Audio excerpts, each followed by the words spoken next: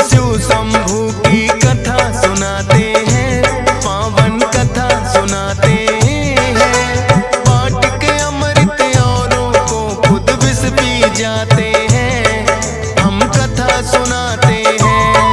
हम कैलाशी उस शिव शंभू की कथा सुनाते हैं, पावन कथा सुनाते हैं।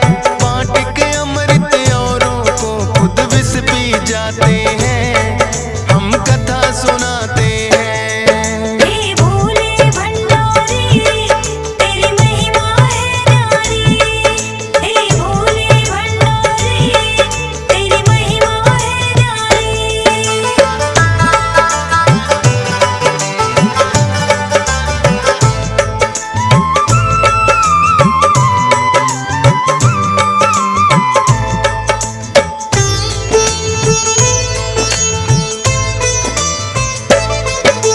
दैत्यों और देवों में एक दिन युद्ध हुआ बड़ा भारी। दैत्यों के हाथों देवों को मिली थी हार करारी। इंद्र देव का भी जीना है फिर तो सिंहासन, लेकर स्वर्ग का राज वो दानव हुए हैं बड़े प्रसन्न। सभी देवता ब्रह्मा जी की शरण में फिर तो आए, बोले दानव कैसे वापिस राज लौट के आए। ब्रह्मा जी उन्हें विष्णु शरण में लेकर जाते हैं, विष्णु जी फिर सब देवों को ये बतलाते हैं। करके सागर मंथन हम अमृत को पाते हैं, पावन कथा सुनाते हैं। बांट के अमृत औरों को खुद विष पी जाते हैं, हम कथा सुनाते हैं। हे भोले भंडारी तेरी महिमा है न्यारी, हे भोले भंडारी तेरी महिमा है न्यारी।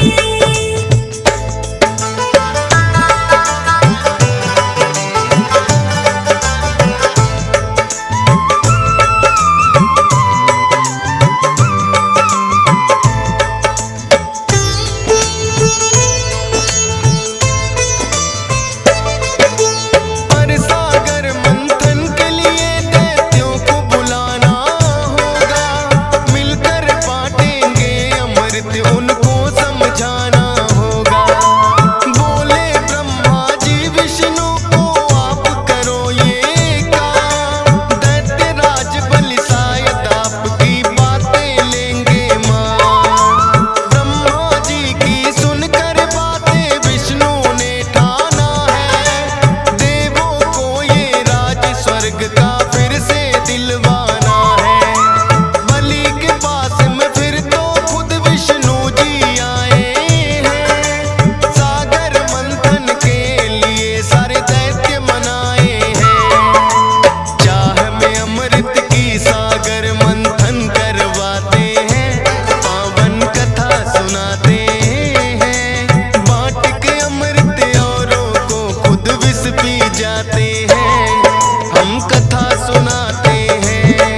हे भोले भंडारी तेरी महिमा है न्यारी, हे भोले भंडारी तेरी महिमा है न्यारी।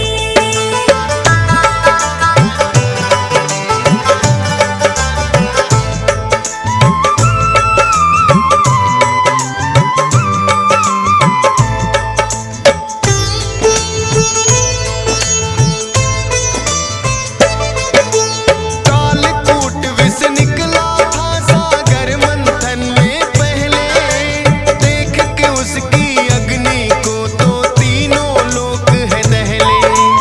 ऐसे भयंकर विष को कोई भी ना अपनाए, मुश्किल की इस घड़ी में सबको शिव शंभू याद आए। नारद जी भोले से बोले आप ही हमको बचाओ, ये सृष्टि बच जाए विष से रास्ता कोई बताओ। सुन नारद की बातें ऐसा रचा है खेल निराला, सृष्टि के उपकार की खातिर सारा विष पी डाला।